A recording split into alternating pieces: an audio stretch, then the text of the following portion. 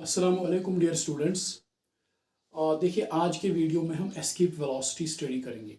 Escape velocity क्या है, अच्छी तरह से हम इसको स्टडी करेंगे। तो देखो एस्केप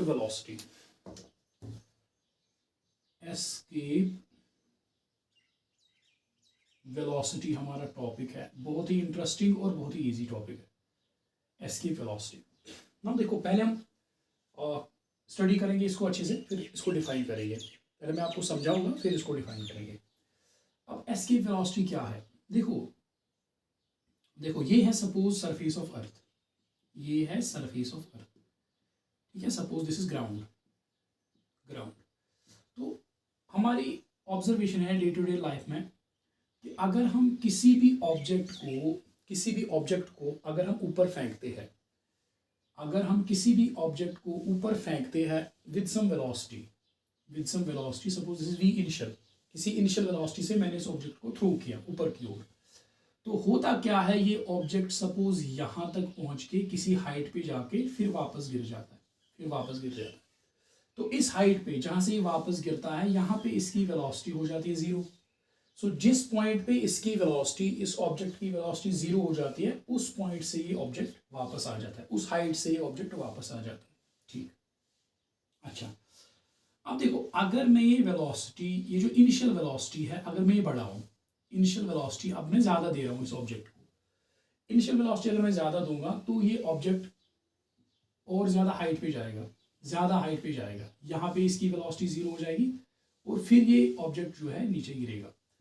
तो यहाँ पे हमें ये समझ आ रहा है कि जितना ज़्यादा हम इनिशियल वेलोसिटी प्रोवाइड करेंगे, जितना ज़्यादा हम इनिशियल वेलोसिटी देंगे ऑब्जेक्ट को, उतना ज़्यादा ये हाइट पे जाएगा, तूता खसी हुर।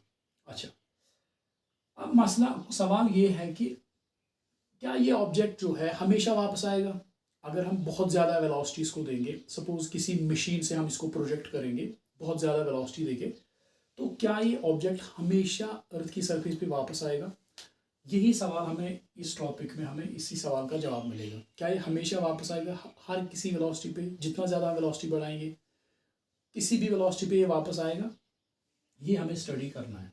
अब देखो इसको हम अच्छी तरह से समझेंगे। क्या ये जितना ज़्यादा हम वेलोसिटी बढ़ाते हैं उतना ये हाइट पे चला जाएगा ये ऑब्जेक्ट, तो क्या ये हमेशा वापस आएगा अर्थ की सरफेस पे? इसका जवाब हम देखेंगे, ढूंढेंगे हम इस वीडियो में। देखो ये है सपोज अर्थ, ये है अर्थ, ठीक, ये है अर्थ। तो ये है इसका ग्रेविटेशनल फील्ड,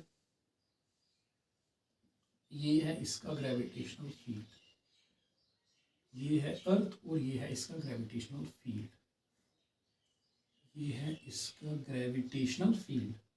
ग्रेविटेशनल फील्ड मतलब देखो ये रीजन जो है ये इसका ग्रेविटेशनल फील्ड है, gravitational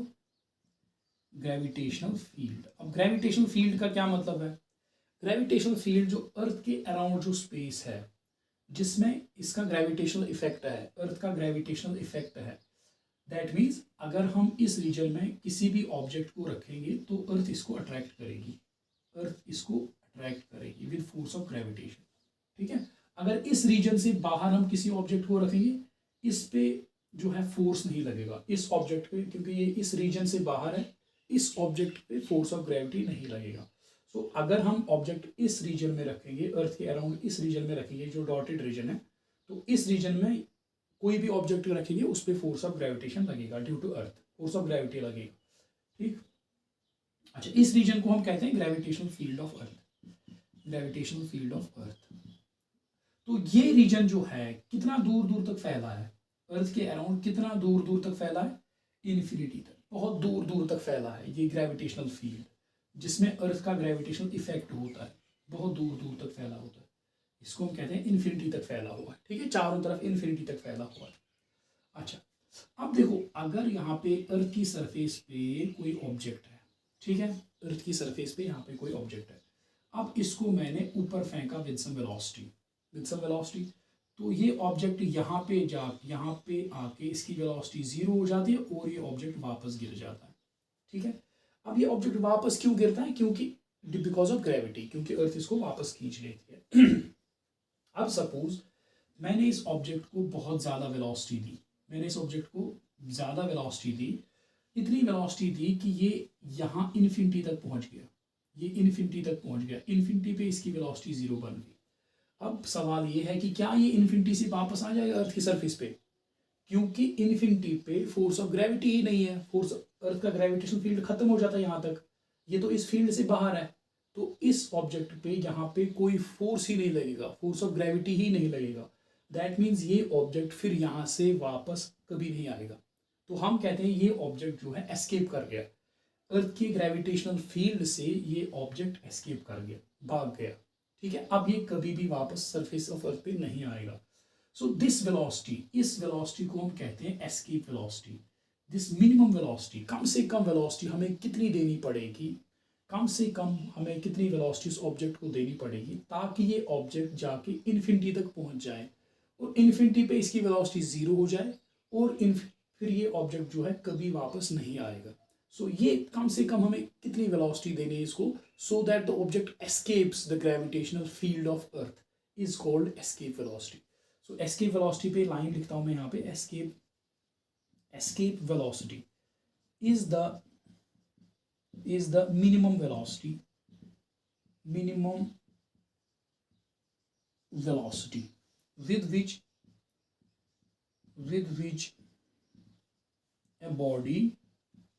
a body has to be projected from the surface of earth,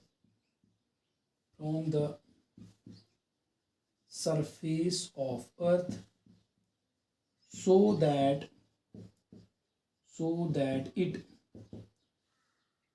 it crosses the gravitational field of earth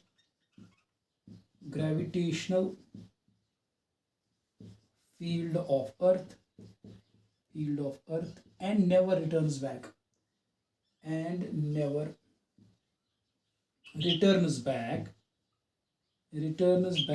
on its own, फिर कभी भी ये बॉडी वापस नहीं आएगी। ठीक है, so escape velocity is the minimum velocity with which a body has to be projected from the surface of earth so that it crosses the gravitational field of earth and never returns back on its own। ठीक है, ये है escape velocity की definition. अब देखेंगे, हम निकालेंगे escape velocity है कितनी, इसके लिए एक एक्सप्रेशन निकालेंगे, एक फॉर्मूला निकालेंगे एस्केप वेलोसिटी के लिए। एस्केप वेलोसिटी के लिए एक फॉर्मूला निकालेंगे और इसका वैल्यू भी निकालेंगे, अर्थ के लिए हम इसका वैल्यू भी निकालेंगे। ठीक, अब देखो,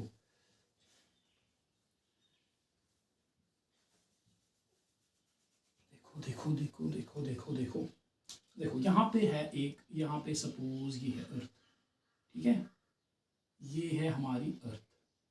ठीक, ये इसका रेडियस है r और सपोज इसका मास कितना है, मास ऑफ अर्थ। देखो लेट m, कैपिटल M जो है, capital M is equal to mass of earth, earth का मास कितना है, सपोज कि हमने it is m, capital M। r is equal to its radius of earth, earth का रेडियस है r सपोज। अच्छा, suppose m is equal to mass of object on the surface of earth, which is lying on the surface of earth। यहाँ पे जो है object lying on the surface of earth, mass of object lying on the surface of earth, अब हमें ये जो object है surface of earth पे, इसको हमें एस्केप कराना है, ग्रेविटेशनल फील्ड से एस्केप कराना है। तो इसको हम कितनी वेलोसिटी देनी है हमें, escape velocity. Suppose V is escape velocity, v is equal to escape velocity. इसको हमें कम से कम उतनी वेलोसिटी देनी है so that it just crosses the gravitational field of earth and never returns back. इसको मैंने एस्केप वेलोसिटी दी। जब मैंने इसको एस्केप वेलोसिटी दी, ये कहाँ तक जाएगा, ये इन्फिनिटी तक जाएगा। क्योंकि एस्केप वेलोसिटी दी है बाय डेफिनेशन, एस्केप वेलोसिटी का मतलब ही यही होता है, इसको इतनी वेलोसिटी दो ये इन्फिनिटी तक जाएगा। तो ये इन्फिनिटी पे आके इसकी वेलोसिटी 0 होगी। ठीक है, फिर ये कभी नहीं वापस आएगा। तो ये इन्फिनिटी की लाइन है, तो यहाँ पे पहुंचेगा, यहाँ पे कोई ग्रेविटी नहीं है, फिर वापस नहीं आएगा। अच्छा, अब मुझे आप बताओ, देखो mechanical energy of object on the surface surface पे इस ऑब्जेक्ट की मैकेनिकल एनर्जी कितनी है। मैकेनिकल एनर्जी आपको पता है, मैकेनिकल एनर्जी किसके बराबर होता है, it is the sum of kinetic energy and potential energy, potential energy and kinetic energy. देखो ये मैं लिख रहा हूँ इनिशियल, क्योंकि पहले ये सरफेस पे था ना, पहले सरफेस पे था फिर इंफिनिटी पे चला गया, तो that is Y initial. This is mechanical energy, E I is initial mechanical energy, initial mechanical energy, initial mechanical energy, ठीक है, इनिशियल मैकेनिकल एनर्जी।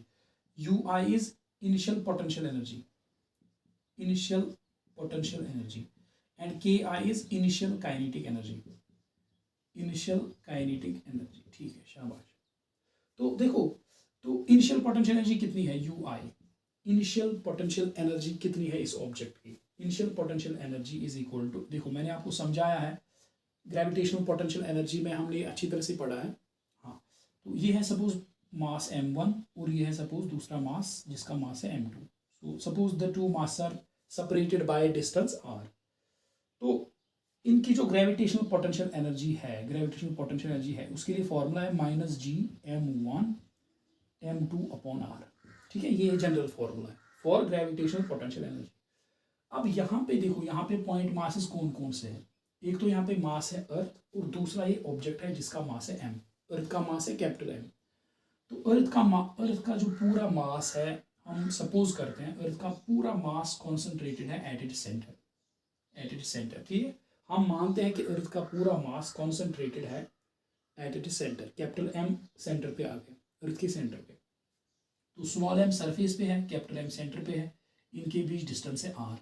तो ग्रेविटेशनल पोटेंशियल एनर्जी आएगी बराबर इस सिस्टम की, अर्थ और this mass, earth and this mass, इस system की पोटेंशियल एनर्जी। देखो मैकेनिकल इनिशियल में, हाँ, तो इस सिस्टम की potential energy earth and this mass, it will be equal to -G capital M small m divide by capital R, ठीक है, इनके बीच डिस्टेंस है radius of earth, very nice. So this is initial potential energy. Initial kinetic energy कितनी है, initial kinetic energy, इस body को यहाँ पे मैंने कितनी वेलोसिटी VE, सो इसकी काइनेटिक एनर्जी कितनी आएगी, half of mVE square. So this is initial kinetic energy. So total mechanical energy जो है, इनिशियल मैकेनिकल एनर्जी, वो किसकी बराबर आएगी, -G m small m divide by R plus half of mVE square. This is total mechanical energy, initial total mechanical energy, ठीक है, अच्छी बात है। अच्छा, अब जब ये ऑब्जेक्ट इन्फिनिटी पे पहुंच गया, इन्फिनिटी पे पहुंच गया, अब final mechanical energy, mechanical energy, mechanical energy of the object at infinity, at infinity, infinity पे मैकेनिकल एनर्जी कितनी होगी इस ऑब्जेक्ट की, कितनी होगी इस ऑब्जेक्ट की। ये एक्चुअली मैकेनिकल एनर्जी है सिस्टम की, मैकेनिकल एनर्जी होती है एक्चुअली सिस्टम की, earth and object system, mechanical energy हम सिस्टम के लिए डिफाइन करते हैं। तो यहाँ पे हमारा सिस्टम है this earth and this object. अब क्योंकि जो अर्थ है it's very large in size and mass in comparison to the object, and its acceleration is negligible, so we take, हम यहाँ पे कहते हैं मैकेनिकल एनर्जी ऑफ ऑब्जेक्ट, वरना सही तरीका कहने का है mechanical energy of the system. तो हम कहते हैं क्योंकि अर्थ बहुत बड़ी है in size in comparison to this object, हम कहते हैं mechanical energy of this object, mechanical energy of the object at infinity EF, that is final mechanical energy, will be equal to UF plus KF, ठीक है, UF plus KF, UF is final potential energy, KF is final kinetic energy, is equal to, देखो UF कितनी है infinity पे, gravitational potential energy में हमने study किया, infinity पे हम मानते हैं कि पोटेंशियल ग्रेविटेशनल पोटेंशियल एनर्जी 0 है, रेफरेंस लेवल हम सिलेक्ट करते हैं इन्फिनिटी पे, इन्फिनिटी को हम रेफरेंस लेवल मानते हैं और हम मानते हैं कि इन्फिनिटी पे ग्रेविटेशनल पोटेंशियल एनर्जी 0 है। तो gravitational potential energy at infinity is equal to 0 plus kinetic energy कितनी है इन्फिनिटी पे, क्योंकि इन्फिनिटी पे बॉडी की वेलोसिटी 0 हो जाती है, 0 हो जाती है, तो काइनेटिक एनर्जी कितनी होगी object at infinity, that is also 0। So EF final mechanical energy is 0, final mechanical energy is 0। चलो अब देखो, देखो देखो देखो देखो देखो, बहुत ही इंटरेस्टिंग टॉपिक है। According to according to according to conservation of mechanical energy, principle of according to principle of conservation of mechanical energy, according to principle of conservation of mechanical energy. क्या कहता है principle of conservation of mechanical energy? अगर force जो involved है, अगर system में forces जो operating forces है, अगर वो कंजर्वेटिव है, अगर सिस्टम में ऑपरेटिंग फोर्सेस कंजर्वेटिव है, तो सिस्टम की मैकेनिकल एनर्जी रहती है कांस्टेंट, अब देखो यहाँ पे कौन सा फोर्स ऑपरेशनल है? जब ये ऑब्जेक्ट जो ये मास m है, स्मॉल m, जब ये ऊपर चढ़ रहा होता है, जब ये ऊपर जा रहा होता है, तो कौन सा फोर्स ऑपरेशनल है? Gravitational force. इनके बीच कौन सा फोर्स है? एक ही तो है, ग्रेविटेशनल फोर्स। ठीक है, बाकी तो कोई फोर्स ही नहीं है, सिर्फ ग्रेविटेशनल फोर्स है। इस स्मॉल मास m और कैपिटल मास m के दरमियान सिर्फ ग्रेविटेशनल फोर्स है। And we know that gravitational force is a conservative force. अब ग्रेविटेशनल फोर्स अगर कंजर्वेटिव फोर्स है, तो इस ऑब्जेक्ट की मैकेनिकल एनर्जी, या हम कह सकते हैं इस सिस्टम की मैकेनिकल एनर्जी कांस्टेंट रहेगी, क्योंकि जो यहाँ पे फोर्स ऑपरेशनल है वो कंजर्वेटिव फोर्स है। So according to principle of conservation of mechanical energy, initial mechanical energy will be equal to final mechanical energy. Constant रहती है ना, इसलिए मैंने लिखा initial mechanical energy is equal to final mechanical energy. अब इनिशियल mechanical एनर्जी किसके बराबर है? It is equal to minus G M M upon R plus half of M V E square is equal to final mechanical energy is equal to zero. Final mechanical energy is equal to zero. or we can write half of mve square is equal to g m small m upon r। ठीक है, तो m cancel हो जाएगा यहाँ पे, m small m cancel, और we can write ve square, s की velocity का square is equal to 2gm upon r, और इज इक्वल टू, और we can write यहाँ पे VE is equal to under root 2gm upon R. ये है हमारे पास फॉर्मूला एस्केप वेलोसिटी के लिए।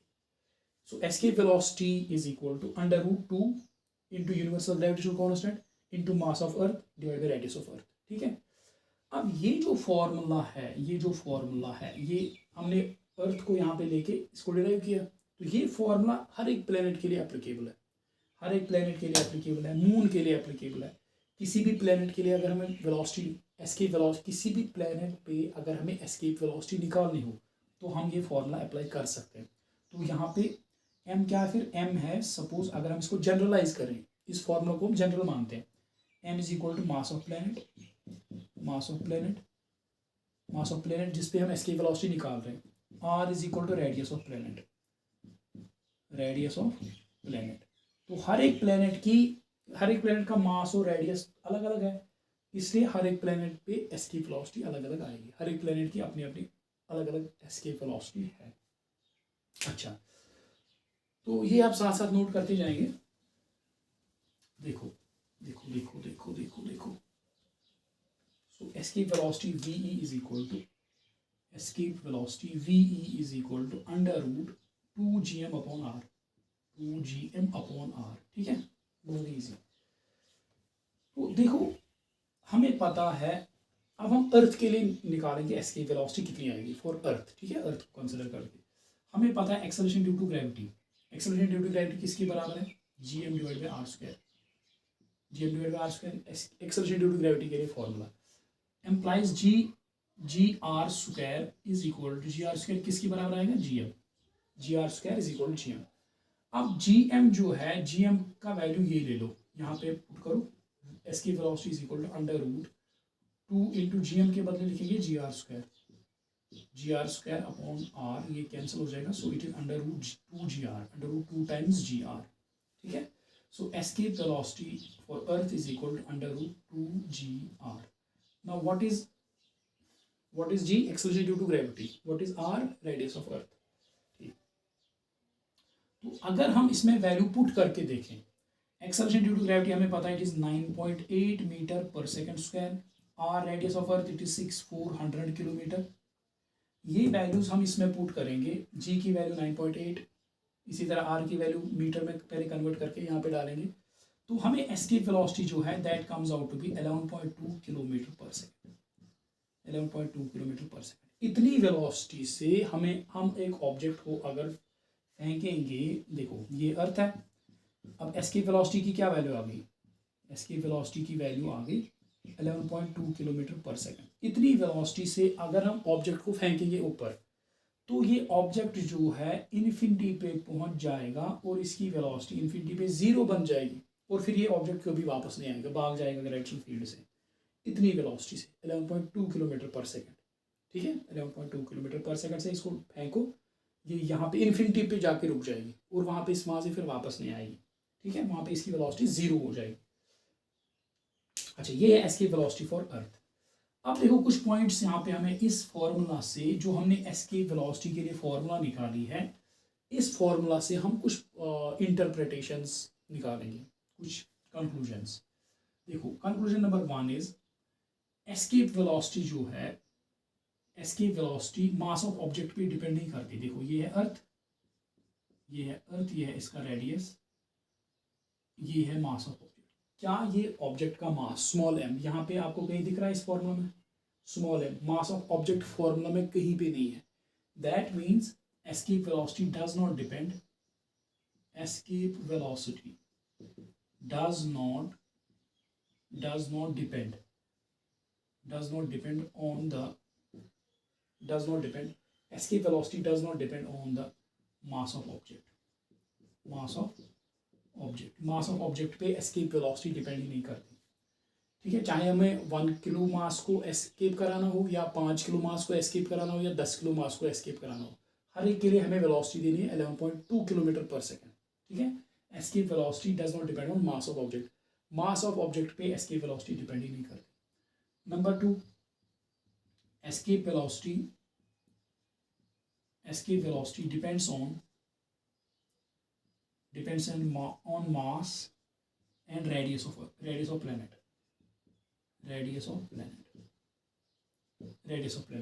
एस्केप वेलोसिटी किस पे डिपेंड करता है फिर, मास of planet and radius of planet, in factors पे डिपेंड करती है एस्केप वेलोसिटी। तीसरा, escape velocity does not depend on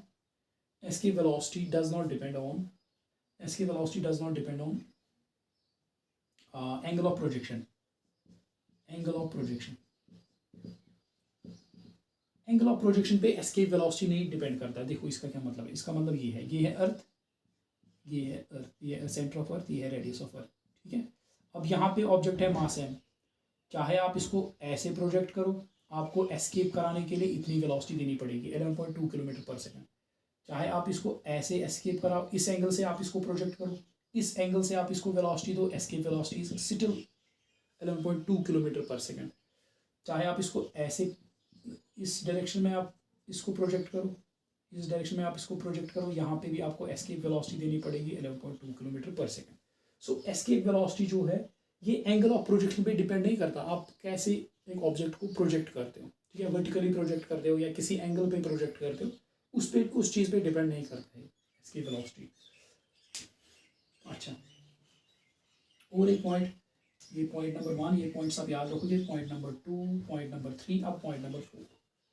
point number 4 ये है कि अगर एस्केप वेलोसिटी, अगर जो जिस वेलोसिटी से हम प्रोजेक्ट करते हैं, पॉइंट नंबर 5 है, पॉइंट नंबर 5, अगर प्रोजेक्शन वेलोसिटी मीन्स जिस वेलोसिटी से हम प्रोजेक्ट करते हैं, जिस वेलोसिटी से हम बॉडी को फेंकते हैं ऊपर की ओर, अगर प्रोजेक्शन वेलोसिटी लेस देन है एस्केप वेलोसिटी, ये एस्केप, अगर प्रोजेक्शन वेलोसिटी लेस देन है एस्केप वेलोसिटी, जिस वेलोसिटी से हम प्रोजेक्ट करते हैं, अगर वो एस्केप वेलोसिटी से कम है, 11.2 किलोमीटर पर सेकंड से कम है, तो क्या होगा। तो दो पॉसिबिलिटीज है। अगर हम एक बॉडी को प्रोजेक्ट करेंगे with A velocity which is less than escape velocity, that means body escape नहीं हो जाएगी, बॉडी को हमने प्रोजेक्ट किया with A velocity which is less than escape velocity 11.2 kilometre per second से कम। सपोज 9 किलोमीटर पर सेकंड से throw किया, 8 kilometre per second से थ्रो किया, 2 किलोमीटर पर सेकंड से थ्रो किया, 1 किलोमीटर पर सेकंड से थ्रो किया, 11.2 किलोमीटर पर सेकंड से कम थ्रो किया।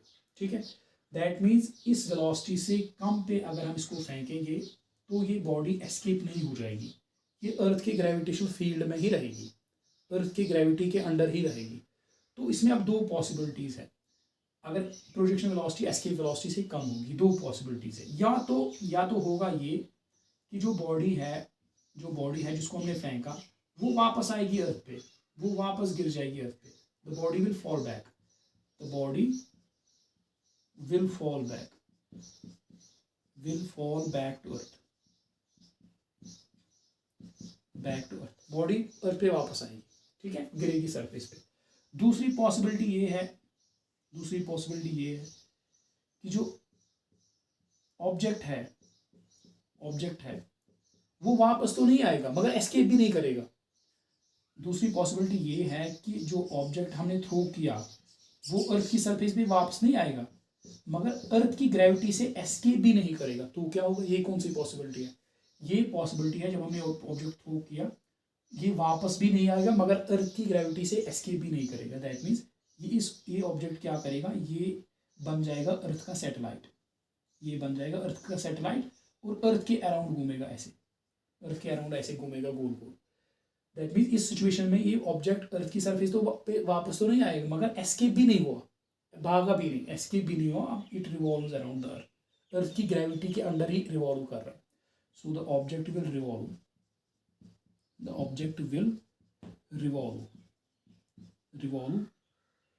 around the earth and become a satellite, ये ऑब्जेक्ट एक सैटेलाइट बन जाएगा। ठीक है, तो प्रोजेक्शन वेलोसिटी अगर एस्केप वेलोसिटी से कम है, दो पॉसिबिलिटीज है, अगर प्रोजेक्शन वेलोसिटी ज़्यादा कम है तो ऑब्जेक्ट गिर के वापस आ जाएगा सरफेस पे। अब अगर प्रोजेक्शन वेलोसिटी एस्केप वेलोसिटी से कम है, दूसरी पॉसिबिलिटी ये है कि ऑब्जेक्ट वापस तो नहीं आएगा मगर एस्केप भी नहीं करेगा, तो क्या करेगा, अर्थ के अराउंड चक्कर मारेगा गोल गोल ऐसे। ठीक है, तो हम कहते हैं ये ऑब्जेक्ट सैटेलाइट बन गया अर्थ का। अच्छा, अब प्रोजेक्शन वेलोसिटी अगर एस्केप वेलोसिटी से ज़्यादा है तो क्या होगा? प्रोजेक्शन वेलोसिटी अगर एस्केप वेलोसिटी से ज़्यादा है, if projection velocity is point number 6, projection velocity is greater than escape velocity.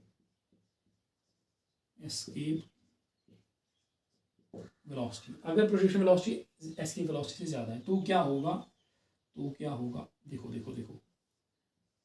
देखो, ये है अर्थ, ये है हमारी अर्थ। तो अगर हम इस ऑब्जेक्ट को एस्केप वेलोसिटी देते, दैट इज 11.2 किलोमीटर पर सेकेंड, हमने इसको वेलोसिटी दी, तो ये ऑब्जेक्ट जो है इन्फिनिटी पे जाके रुक जाएगा, यहाँ पे इसकी वेलोसिटी जीरो हो जाएगी, और अगर 11.2 किलोमीटर पर सेकंड देते हैं। अब अगर इसको हमने 11.2 किलोमीटर पर सेकंड से ज़्यादा वेलोसिटी दी,